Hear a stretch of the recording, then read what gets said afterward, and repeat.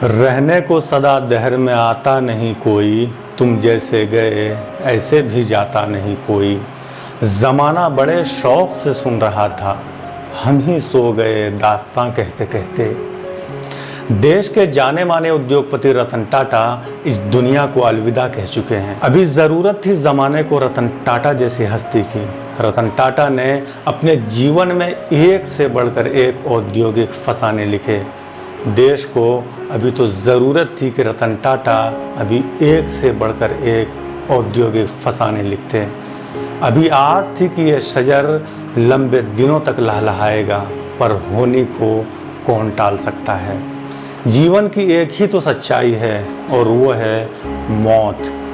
मौत को हम चाह कर भी नहीं झुठला सकते। अब इस दुनिया में नहीं रहे रतन टाटा। फसाने की अंतिम पंक्ति अंतिम सांस रुकने पर ही समाप्त हो गई।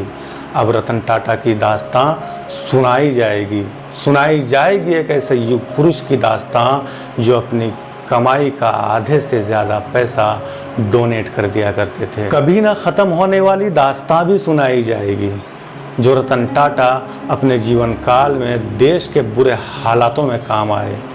दास्तां उनकी सरलता की, दास्तां उनके हिम्मत की, दास्तां उनके दरिया दिली की। बताया जाता है कि लंबे समय से बीमार चल रहे थे। 86 साल की उम्र में रतन टाटा का निधन हो गया। रतन टाटा न केवल भारत के लिए बल्कि पूरी दुनिया भर में एक मिसाल थे। रतन टाटा केवल बिजनेसमैन ही नहीं बल्कि सादगी से भरे नेक और दरिया दिल इंसान भी थे।